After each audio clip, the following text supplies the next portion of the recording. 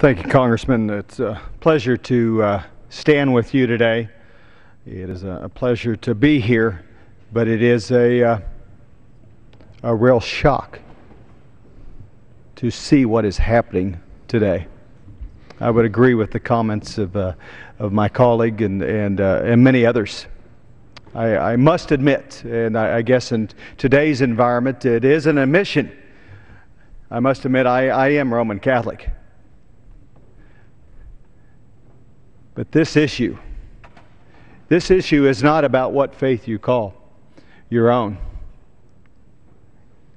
This issue is about our religious freedoms of whichever we choose.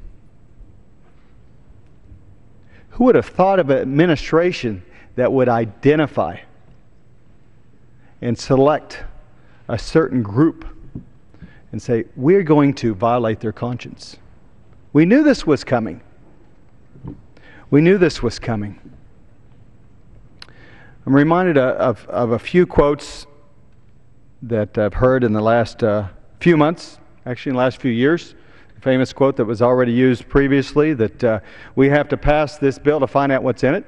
Former Speaker of this House, we're finding out what was in it. We found out many things that we didn't know were in it. Actually, when this was debated on the Senate side, there was an attempt by our leadership, Republican leadership, that said, no, let's make certain that this doesn't happen. This was anticipated by this administration, I believe, to attempt to violate the conscience of millions and millions of Americans. And yet they continued forward with that.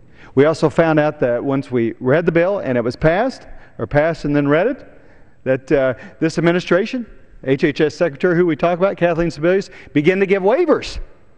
Said, well, it applies to some groups and not others. If you happen to know the secretary, or happen to be from the right district, or happen to work for the right company, you can find a waiver.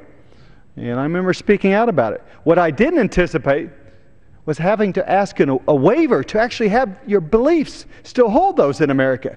Who would have thought that we'd have to get permission from the President of the United States and his Secretary, Kathleen Sebelius, for permission to believe what I believe? That's shocking. You know, and I mentioned I am a Catholic. And Pope Benedict XVI a few months ago said, freedom of religion is the most American of all freedoms. And I think about to the thousands of folks that have served in this chamber, that walked up here and fought for our freedoms and spoke on the floor for them. They would have never guessed that if you are of a particular group, in this case Catholic and others, that disagree with this administration, you would have to pay a fine to actually disagree with them. Congressman, you've showed a real civil rights leader in the history of our country, Martin Luther King. One of his other tremendous quotes was that injustice anywhere is a threat to justice everywhere.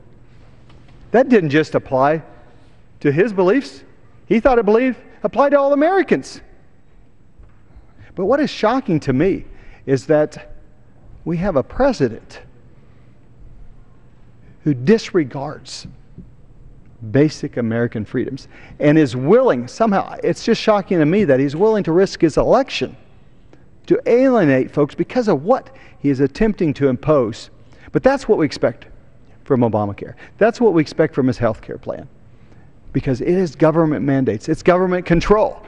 As the Attorney General of Virginia said, the President's health care plan, the debate over that, it's not about health care. Fundamentally, the issue is liberty.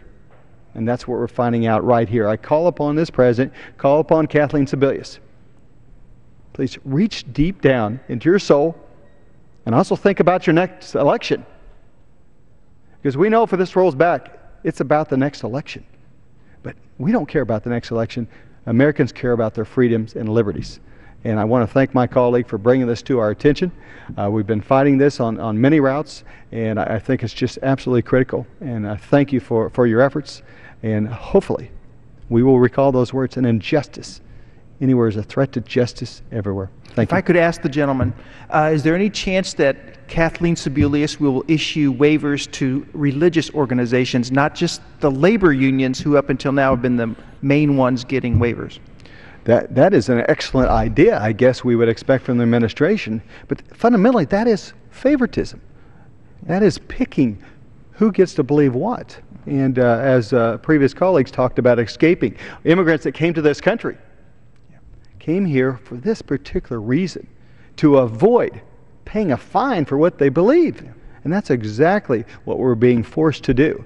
Do we get permission from the president not to pay the fine? Do we get a waiver? Well, how do we accommodate religious freedom, Mr. President? How do we accommodate that, Secretary Sebelius? How do we balance? It doesn't say anywhere in the Constitution we're going to balance what you want with our freedoms. And the First Amendment is very clear, and the first part of the First Amendment is that, the freedom to believe in the God as we choose. And I appreciate and thank you for that. I'll do this. Let's ask for a waiver for everybody in America to actually get a waiver so we can believe what we want to believe. I would ask for that as well. So thank you, Congressman, for your leadership, and we will continue to join you in this effort.